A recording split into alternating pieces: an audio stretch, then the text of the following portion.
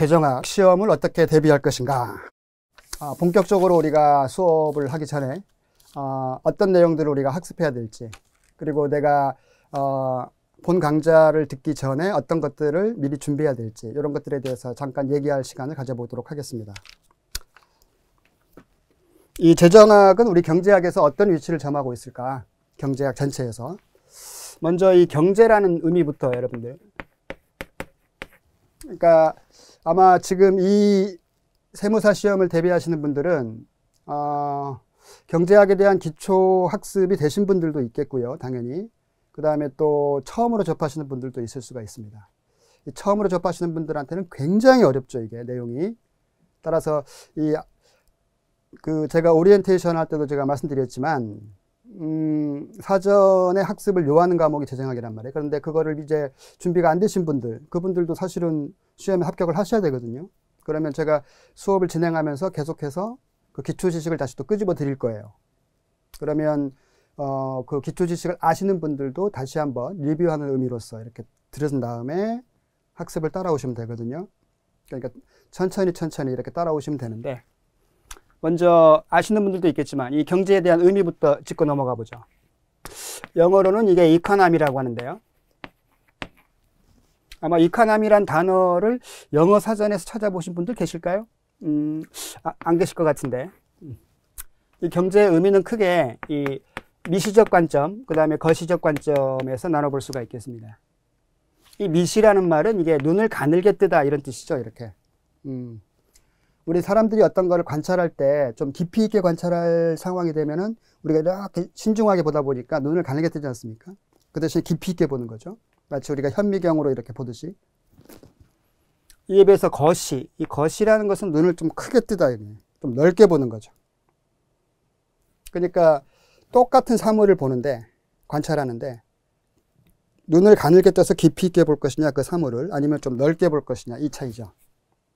그래서 나중에 설명하겠습니다만 우리 경제학은 미시경제학이 있고 거시경제학이 있는 거죠. 그러면 이 미시적 의미에서의 경제는 무슨 뜻일까? 영어 사전을 찾아보시면요, 이렇게 절약이다라고 나와 있습니다. 명사형으로는. 동사형으로는 뭐 아끼다, 이렇게. 뭔가를 아껴야 된다는 거죠. 그 다음에 거시적 의미에서는 뭘까? 한자 한번 쓸게요.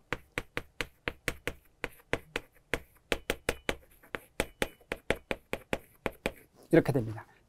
경세재민, 이렇게.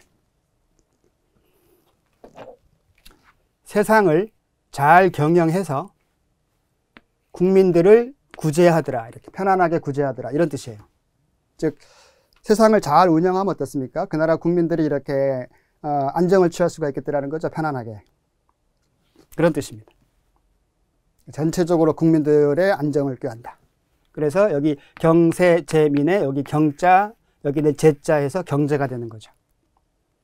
따라서 이 거시적 관점에서는 이 전체적인 경제 운영, 어떻게 안정적으로 운영할 것인가에다가 포커스를 맞추는 거죠. 이에 비해서 미시적 관점에서는 어떻게 하면 우리가 아낄 것이냐, 이렇게. 이런 관점에서 접근하는 거죠. 그러면 왜 우리가 아낄 수밖에 없느냐? 이 경제학의 출발이기도 한데요. 이 세상에는 이 희소성의 법칙이 작용하고 있다는 거죠. 희소성의 법칙. 이 경제학의 출발입니다. 희소성, 이게 뭘까? 우리들의 인간의 욕망은 무한하다는 거죠. 무한 욕망. 하지만 이 무한 욕망을 충족시킬 수 있는 자원들은 상대적으로 한정되어 있다는 겁니다. 절대적으로 부족하지 않고 상대적으로 부족하다는 거죠. 이 상대적으로 부족한 현상을 희소성의 법칙이다, 이렇게 하는 거죠. 따라서 우리 인간의 욕망은 무한한데 그거를 충족시킬 수 있는 재화나 이런 생산 자원들이 상대적으로 부족하니까 이 부족한 이 자원들을 어떻게 우리가 효율적으로 잘 활용할 것인가가 바로 이 경제 문제가 되는 거죠. 따라서 우리 경제학에서의 그 출발점이 이 희소성의 법칙인데, 이로 인해서 이 경제 문제가 발생하고요. 그래서 우리가 추구하는 게 뭐냐, 우리 경제학이 바로 이 경제적 효율성이죠. 경제적 효율성. 이 말은 반드시 우리가 갖고 가야 됩니다. 재정학 전반에 걸쳐서 이 말은 계속해서 나옵니다. 경제적 효율성. 그리고 이 경제적 효율성은 뒤에 우리가 공부를 하겠습니다만 이 파레토 효율성이라고도 하죠. 이 파레토는 우리 경제학자 이름입니다. 그 학자 이름을 따서 파레토 효율성이다 이렇게 하는 건데, 또는 이 효율성이란 말 대신에 파레토 최적이다 이렇게도 합니다. 결국 이 경제적 효율성은 뭐냐? 그러면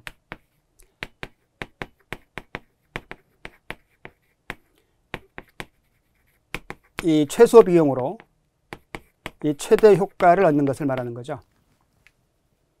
그러니까 비용은 많이 들이면 안 좋은 거죠. 따라서 이거는 최소화하고 효과는 극대화하는 거죠. 최대. 이렇게. 이게 경제적 효율성입니다. 그래서 이 경제학은 항상 어떤 제약하에서 최적화를 시도해요. 제약하에서 최적. 이걸 우리가 경제적 효율성이다 이렇게.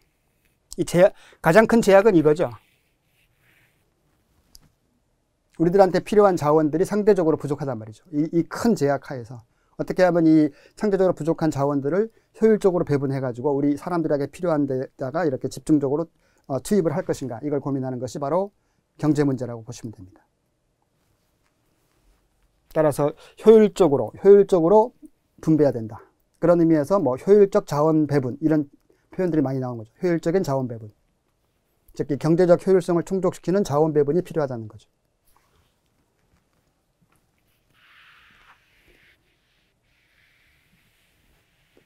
그다음에 그러면 이제 이 경제 문제를 해결하기 위해서는 그 경제를 구성하는 단위들이 있겠죠. 그 경제를 구성하는 단위들을 우리가 경제 주체다 이렇게 하는데요.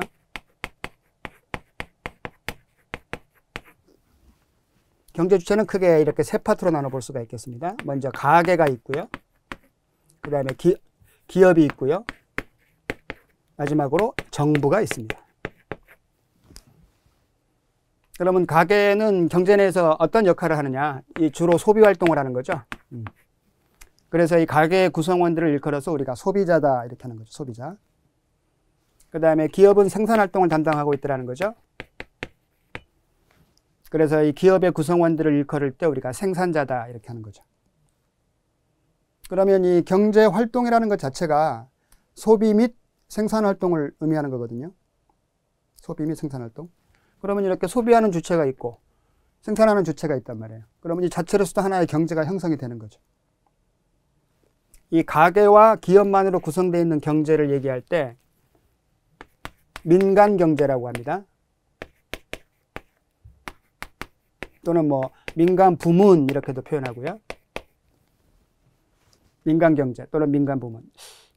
처음 공부하시는 분들은 이런 용어들을 기억하십시오. 이 가계와 기업만으로 구성되어 있는 부분을 우리가 민간 부문이라고 해요. 또는 민간 경제. 그러면 정부는 무슨 역할을 하느냐? 이 정부는 이 민간 경제를 보완하거나 아니면 통제하기 위해서 정부가 이렇게 등장하는 거죠. 그랬을 때 이 정부가 있는 부분을 얘기할 때는 우리가 공공경제라고 하는 거죠. 공공경제. 영어로는 public economy라고 그래요. public economy. 그래서 그 public을 공공이라고 번역한 거란 말이에요. 또는 공공부문 이렇게. 사실은 재정학은 여기죠. 그래서 이 어떤 교수님들은 재정학 책 제목을 재정학이라고 이렇게 안 하시고 공공경제학 이렇게 또 붙이시는 분들도 계세요. 공공경제학. 특히 주로 이 재정학은 이 정부 부분이 경제 내에서 어떤 역할을 하고 있고 그 정부 부분의 그 역할이 경제에 또 어떤 영향을 미치는가를 분석하는 학문 분야가 되는 거죠. 자, 그러면 이 정부 부분이 없었을 때 이 순수 민간 경제로만 구성되는 경제의 순환적 흐름이 존재한단 말이에요. 이 자체가 경제 그 활동이라고 제가 말씀드렸으니까. 그러면 스텝 바이 스텝으로 정부가 없는 경제부터 한번 살펴보시면요. 가계가 있고요. 기업이 있고. 여기 우리 사람들에게 필요한 생산물이 거래되는 시장이 있단 말이죠. 생산물 시장이 이렇게 있고요. 그 다음에 이 생산물을 만들기 위해서는 생산 자원이 필요하죠. 이 자원이 거래되는 시장이 있습니다. 이렇게. 자원 시장. 이렇게. 이 경제학을 공부할 때 조금 헷갈릴 수 있는 것 중에 하나가 똑같은 건데 이름이 2개, 3개인 경우들이 있어요. 일단 이 생산물이라는 말이 있는데요. 이 생산물이라는 말은 글자가 3개니까 제가 그냥 칠판에 판서하는 입장에서는 작은 놈을 쓰는 게 좋으니까 이걸로 한 건데, 이 생산물이란 말 대신에 재화와 서비스라고 이렇게 표현하는 경우도 있습니다. 재화와 서비스. 이 재화와 서비스를 통칭해서 우리가 생산물이다 이렇게 한단 말이에요. 따라서 책에 따라서는 이거를 뭐 재화와 서비스 시장이다 이렇게 표현하는 책이 있는 거죠. 그 다음에 이 생산 자원도 마찬가지입니다. 이 생산 자원도 다른 식으로 표현할 때는 생산 요소다 이렇게. 생산 요소. 그래서 생산 요소 시장이다라고도 부르는 거죠. 자, 그러면 이 순수 민간 경제로만 구성되어 있는 경제 순환적 흐름은 어떤가 잘 보시면요. 아마 뭐 경제학을 모르시는 분들도 이 정도는 여러분들이 이해를 하실 텐데, 이 가계 구성원인 이 소비자들은 이 생산물 시장에서 자신들이 필요한 생산물들을 수요하더라는 거죠. 내가 필요한 만큼을 이렇게 사려고 하더라. 생산활동을 통해서 공급하는 건 기업의 몫이라는 거죠. 이렇게.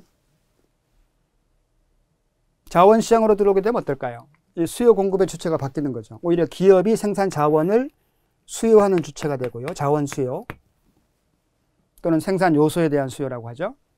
그 다음에 가게가 이 자원을 공급합니다. 따라서 화살표의 방향이 어떻습니까? 이렇게 시계 반대 방향으로 뱅글뱅글 돌고 있는 거죠. 누가 먼저 시작했는지는 모르지만 지금 이 순간에도 돌고 있다는 거죠. 여러분과 저도 지금 이미 어떻습니까? 이 생산물 시장에서 지금 만나고 있는 거죠. 제 강의를 듣는 순간에. 제가 이 강의를 공급하고 있고요. 여러분들이 이 강의를 수요하고 있는 거죠. 그러니까 동일한 시간대에 동일한 위치에 있는데 나는 한편으로는 소비자이면서 한편으로는 생산자이기도 합니다. 그러니까 여러분이 보시기에는 저는 여기에 속해 있단 말이에요. 그죠? 제가 지금 강의를 공급하고 있으니까. 그런데 사실은 똑같은 시간인데도 똑같은 장소인데도 저는 여기에도 있습니다. 왜? 이쪽 관점에서 보시면 어떻습니까? 저는 이 SD 에듀에다가 지금 자원을 공급하고 있다는 거죠. 그리고 이 기업이 지금 제가 공급한 생산 자원을 지금 수요하고 있는 것이고. 따라서 같은 시간, 같은 장소인데도 저는 이쪽에도 서 있고 이쪽에도 서 있는 거죠. 이렇게. 따라서 이미 제 강의를 여러분들이 듣는 순간 이 생산물의 이 순환적 흐름은 존재해버리더라는 거죠. 경제의 순환적 흐름은. 자, 따라서 물적 흐름은 시계 반대 방향으로 흐르고 있고요. 생산물과 생산 자원이. 그 반대급부가 있겠죠. 그 대가를 지급해야 되지 않습니까? 대가를. 그래서 가게가 생산물을 수요한 대가로서 지출을 행하고요. 지출. 이걸 받는 사람은 지출이라고 부르지 않고 이걸 수입이라고 하죠. 그래서 이론적으로는요, 이 지출액과 수입액은 액수면에서 똑같다는 사실을 반드시 기억하십시오. 지출액과 소비자가 지출한 액수는 생산자가 받는 수입이 되는 거죠. 액수는 같아야 된다는 거죠. 단지 내가 그 구매자 입장에서 바라보고 있느냐, 판매자 입장에서 바라보고 있느냐, 이 차이만 있는 거지. 그래서 이름을 달리 부를 뿐이에요. 액수는 똑같고. 그 다음에 여기도 마찬가지죠. 자원을 수요한 대가를 지급해야 되겠죠. 이거를 비용이라고 하는 거죠. 비용. 생산 자원에 대한 대가. 받는 사람은 이걸 비용이라고 하지 않습니다. 받는 사람은 이걸 소득이라고 부르는 거죠. 이렇게. 따라서 이 화폐적 흐름은 시계 방향으로 뱅글뱅글 돌고 있더라는 거죠. 자, 그랬을 때 이 미시경제, 거시경제, 앞서서 제가 잠깐 소개드린 적이 있지 않습니까? 미시는 깊게 본다 그랬죠. 이 각각의 경제 주체들이 이 각각의 시장에서 구체적으로 어떤 행태를 보이고 있느냐, 이걸 보는 게 미시경제학이에요. 여기서는 어떤 행동이 나오고, 여기서는 어떤 행동이 나오고, 여기서는 어떤 행동, 여기서는 어떤 행동, 이렇게 개별적으로 보되 깊이 있게 보는 거죠. 이걸 우리가 미시경제학이라고 해요. 그러면 거시경제학은 뭐냐? 다른 걸 보는 게 아니에요. 똑같은 걸 보는 거예요. 똑같은 걸 보는데 더 넓게 보는 거죠. 이 순환적 흐름의 사이즈, 규모, 이게 어떤 경우에 더 커지느냐, 어떤 경우에 더 작아지느냐 이걸 보는 거죠. 거시는 넓게 보는 거죠. 이 순환적 흐름의 규모가 커지는 현상, 이걸 우리가 경제 성장이라 그래요. 양적으로 더 풍부해지는 거죠. 우리 인간들이 물질적으로 더 풍요로워질 수 있다는 거죠. 이 순환적 흐름의 규모가 커지면. 그래서 거시경제학에서는 어떻게 하면 경제를 성장시킬 수 있을까? 이걸 고민하는 거죠. 물론 경제를 무턱대고 성장시키는 것만이 항상 능사는 아니라는 거죠. 그래서 그 앞에 생략된 단어가 뭐냐면 안정적 성장이에요. 거시경제학에서도. 왜냐하면 이 나라 경제를 해롭게 하는, 국민 경제를 해롭게 하는 두 가지 해악이 있다는 거죠. 나쁜 놈. 하나는 인플레이션. 인플레이션은 여러분 다 알다시피 물가가 막 올라버리는 거죠. 물가 상승. 그 다음에 두 번째는 실업입니다. 실업. 일자리를 잃어버리는 거죠. 따라서 이 거시경제에서는 어떻게 하면 실업도, 어떻게 하면 인플레이션도 경험하지 않으면서 성장할 수 있을까? 그 성장하는 방법이 뭘까? 여기에 대한 견해들을 공부하는 게 바로 거시경제학이라고 보시면 돼요. 그래서 이 거시경제학에서 가장 많이 나오는 단어는 실업과 인플레이션이에요. 이걸 뭉뚱그려서 이 실업과 인플레이션이 없는 경우를 우리가 안정적 이렇게 하는 거죠. 이 실업이 있으면 그 나라 국민들을 어렵게 만들고요. 그 다음에 인플레이션도 많은 해악을 끼치고 있다는 거죠.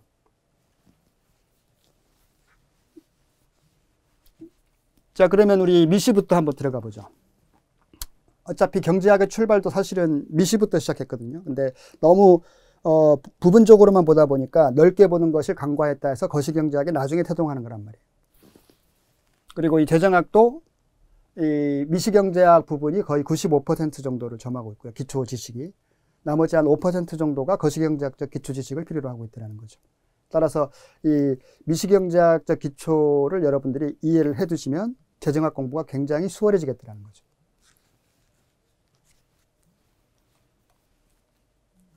자, 그러면 이 미시적 관점에서 한번 보시면요.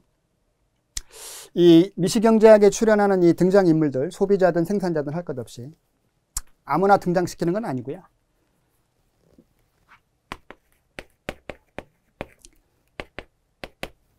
이 등장시키는 기준이 바로 여기 합리성입니다. 합리성.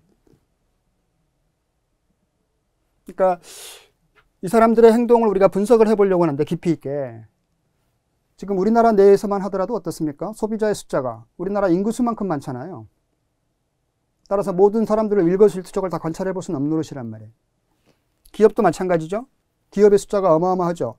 뭐 이렇게 간판을 걸었다고만 해서 기업이 아니에요. 개인이든 법인이든 생산활동에 임하고 있다면 다 기업으로 본단 말이에요. 따라서 그 기업의 숫자도 어마어마하게 많은 거죠. 따라서 그 모든 기업을 다 관찰할 수는 없는 노릇이라는 거죠. 그러면 이 미시경제학적 관점에서 우리가 깊이 있게 관찰하기 위해서는 이 수많은 소비자 중에서 대표적인 소비자, 대표적인 생산자를 뽑는 거죠. 그래서 그 대표적인 소비자와 생산자가 어떤 식으로 구체적인 행동을 하고 있느냐, 이걸 분석해 보려고 한단 말이에요.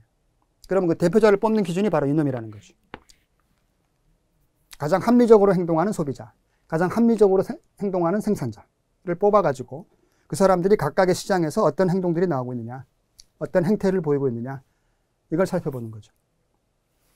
그러면 여러분들 경제학을 공부하셨던 분들도 과연 이 단어의 뜻을 정확히 알고 계십니까? 합리?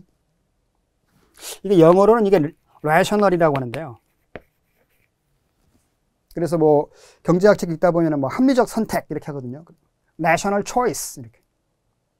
합리적 선택. rational 이게 뭘까? 이게 영어 사전을 이거 찾아보면 굉장히 이성적으로 뭐 이런 뜻을 가지고 이성적으로 행동한다. 굉장히 좋은 말처럼 보여요. 근데 사실은 깊이 있게 보면 그렇게 썩 좋은 말만 있는 건 아니에요. 예, 합리라는 말. 이게 약간 이기적이다. 이기적이다. 그리고 굉장히 계산적이다. 뭐 이런 뜻도 있는 거예요. 그러니까 그 수많은 소비자 중에서 가장 이기적이고 계산적으로 행동하는 소비자. 이게 합리적인 소비자예요. 나의 이익만을 추구하는 거죠. 타인을 배려하지 않는다는 거예요. 그 다음에 생산자도 마찬가지고. 따라서 굉장히 이게 막 이성적으로 행동하는 것처럼 보이지만 알고 보면 굉장히 이기적인 측면도 있다는 거죠. 굉장히 계산적인 측면도. 그래서 이 경제학에 나오는 이론들은 바로 이 합리적인 소비자들의 행동에 국한된 논리라는 거죠. 물론 뭐 비이성적인 행동들도 드문드문 나옵니다. 비이성적으로 행동하는 경우가 이런 경우가 있다 이렇게.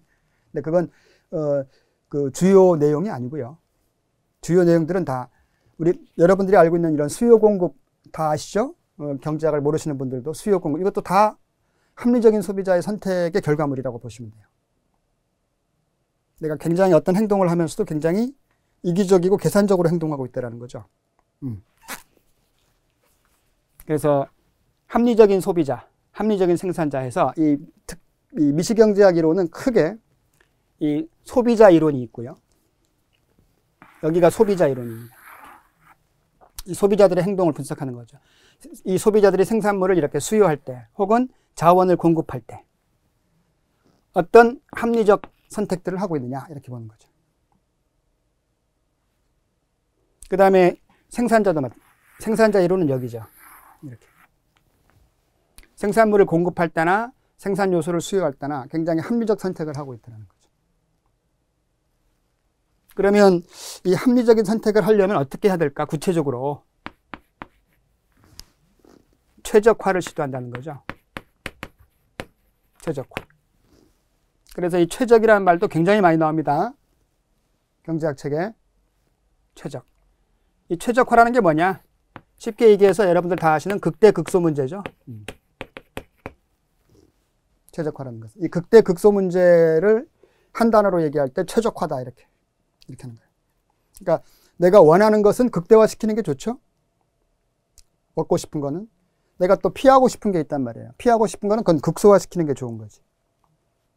그래서 가능하면 피하고 싶은 것이 나왔을 때는 뭐 극소화, 또 내가 얻고 싶은 게 나오면 극대화 이런 표현들을 쓰는 거죠. 경제학 책에서. 그래서 결국 이 경제학의 주요 내용들은 이 극대 극소 문제라고 보시면 돼요.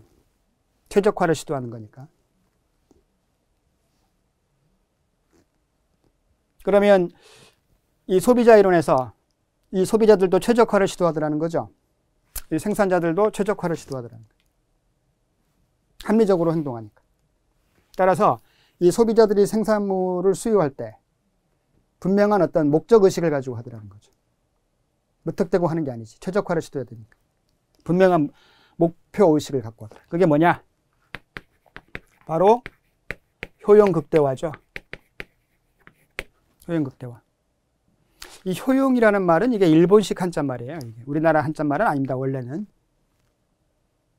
이 효용은 그냥 우리나라 말로 얘기한다면 만족이라고 보시면 돼요. 만족.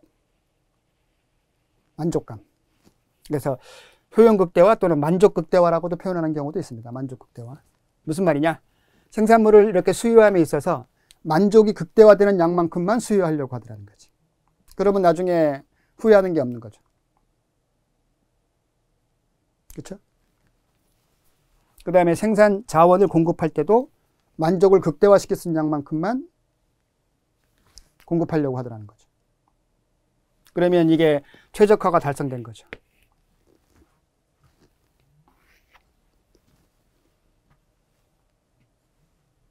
그래서 그 선행학습이 있으신 분들은 아시겠지만 이 소비자 이론에서는 뭐 한계 효용 이론이 있고 또 무차별 곡선 이론이 있고 이런 것들이 있는 거죠. 결국 이 소비자 이론을 통해서 증명하고자 하는 게 뭐였냐?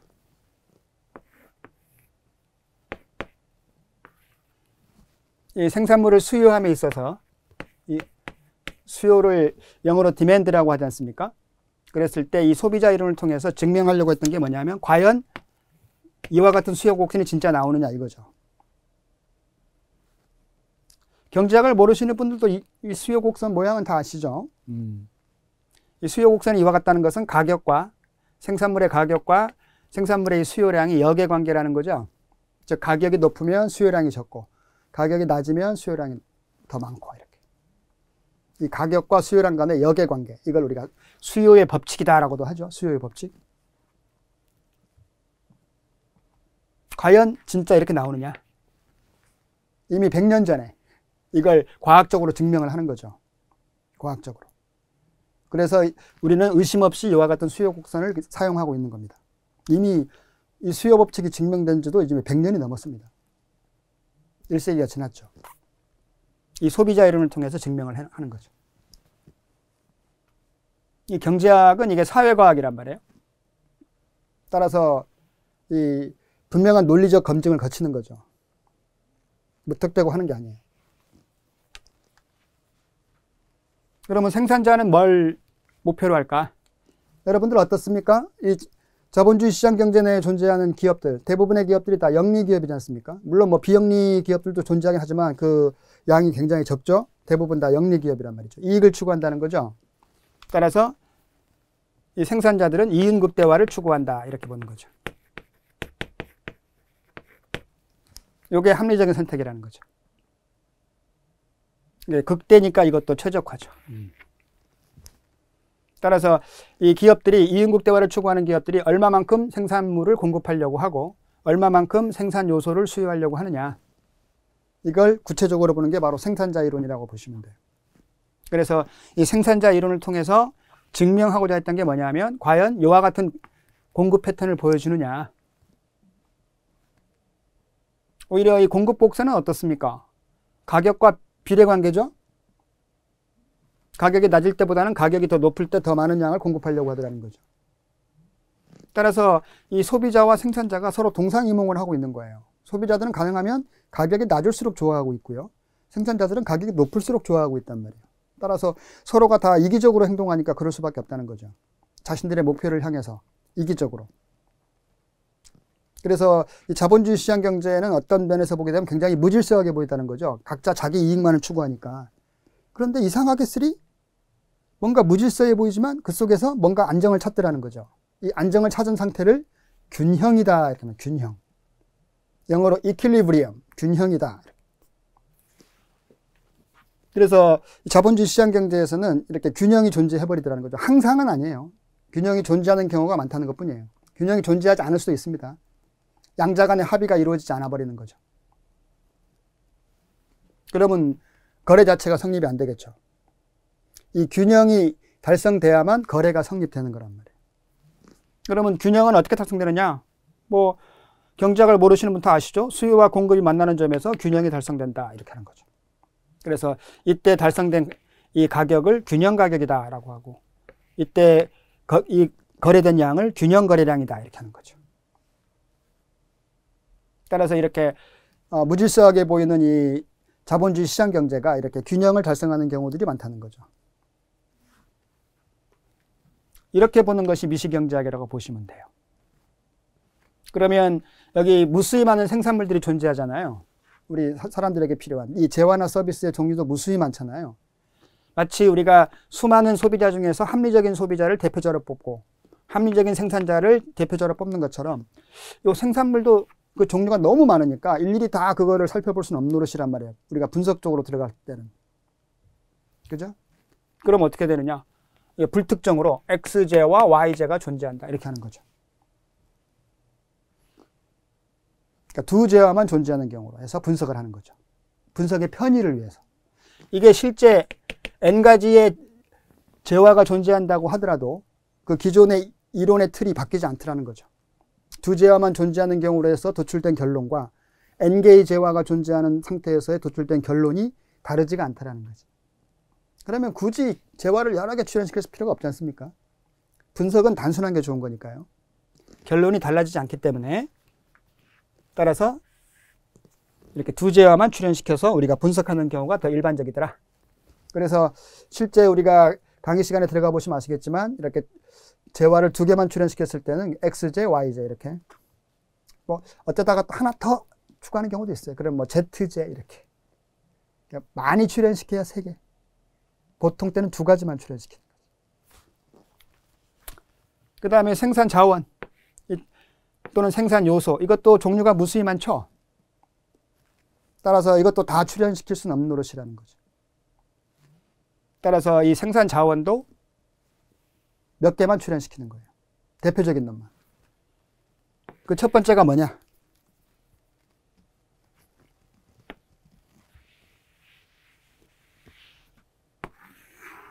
이 생산 자원은 크게 노동이 있겠더라는 거죠.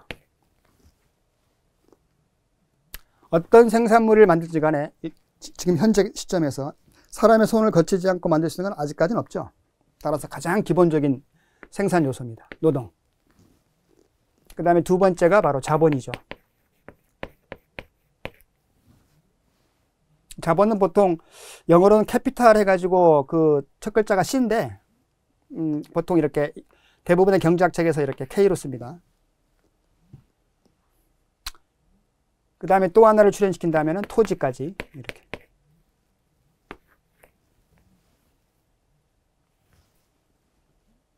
그래서 노동, 자본, 토지 이 세 가지를 우리 경제학에서는 3대 근원적 생산 자원이다 이렇게. 3대 근원적 가장 기본이 되는 거. 요거 말고도 뭐 굉장히 많죠. 각종 뭐 생산물들의 원재료들 엄청나게 많지 않습니까? 실제적으로는 생산 요소가 되게 많다. 그런데 우리가 분석을 할 때는 크게 많이 출연시켰을 때가 이 세 가지 정도 출연시키고요. 아니면 요 두 가지만 출연시키는 경우가 더 많고요. 이렇게. 그래서 한번 여러분 상상해 보세요. 우리 지금 모두가 다 가게의 구성원이지 않습니까? 여러분하고 저 모두 다. 그러면 이 가게가 어떤 생산 자원을 지금 공급하고 있다라고 제가 말씀드렸는데 이 노동을 공급하고 있다면 노동자 계급이라고 하고요. 자본을 공급하고 있다면 자본가 계급, 토지를 제공하고 있다면 지주 계급이라고 하는 거죠. 지금 우리가 살고 있는 이 현대 사회에도 계급은 존재하는 거죠. 노동자 계급, 자본가 계급, 지주 계급 이렇게. 여러분은 어떤 계급에 속해 계십니까? 혹시 지주 계급 계십니까? 이 지주 계급이면은 내가 왜 세무사 공부를 하겠습니까? 세무사를 고용하는 입장이 되겠죠. 전문 세무사를. 그죠? 자본가 계급 계세요? 없죠? 여러분하고 저 모두 다 이쪽 노동자 계급입니다. 열심히 일해야 돼요. 그래서 이 노동을 공급한 사람들이 대가로 벌어들이는 이 소득, 이걸 우리가 노동소득이라고 하고요. 자본소득, 이 토지에 대해서는 임대소득이라고 하는 거죠. 그래서 이 소비자들은 이 자원시장을 통해서 벌어들인 이 소득을 가지고 이 생산물 시장에서 자신들이 원하는 생산물들을 사려고 하고 있더라는 거죠. 원하는 만큼. 원하는 만큼이에요. 원하는 만큼. 가능하면 극대화. 그죠? 내 만족을 극대화시킬 수 있는 양만큼 물건을 사려고 하는데 문제는 내가 원하는 만큼 이렇게 사려고 했을 때 그 소득이 뒷받침되고 있냐는 거지. 내가 벌어들인 소득이. 그래서 이 소비자들에게 직면한 제약, 이 제약은 바로 이 소득 제약이죠. 내가 살 물건들, 서비스들 엄청나게 많은데 주머니 사정을 봤더니 그것들을 다 충족을 못 시키고 있다는 거죠. 따라서 이 쥐꼬리만한 소득을 가지고 그나마 이 쥐꼬리만한 소득을 가지고 어떻게 하면 이 상태에서 만족 극대화를 달성할 수 있을까? 효용 극대화를 달성할 수 있을까? 이걸 살펴보는 게 소비자 이론이에요. 그래서 소비자들은 항상 소득 제약하에서 효용 극대화를 추구하더라. 이렇게 하는 거죠. 생산자들은 어떨까요? 가능하면 많은 생산물을 공급하면 이 이윤이 커질 수가 있지 않습니까? 왜냐하면 수입을 많이 벌어들일 수가 있으니까. 많이 팔면, 그죠? 문제는 생산물을 많이 만들려고 하면 생산 자원들이 많이 필요하죠. 그러면 또 비용 지출이 많아지는 거죠. 어차피 여러분도 아시다시피 이윤이라는 게 뭐예요? 벌어들인 수입에서 이 비용을 뺀 거란 말이에요. 수입에서 비용을 뺀 게 이윤이 되는 거죠. 따라서 이윤을 극대화시키려면 수입은 많아야 되겠고 비용은 적어야 되겠죠. 따라서 생산자들이 직면한 제약은 바로 비용 제약이 되는 거죠. 비용 제약. 주어진 비용 하에서 가능하면 생산량을 많이 만들어야 되는 거죠. 그러면 어떻게 그게 가능할까? 이런 것들을 학습하는 게 바로 생산자 이론이에요.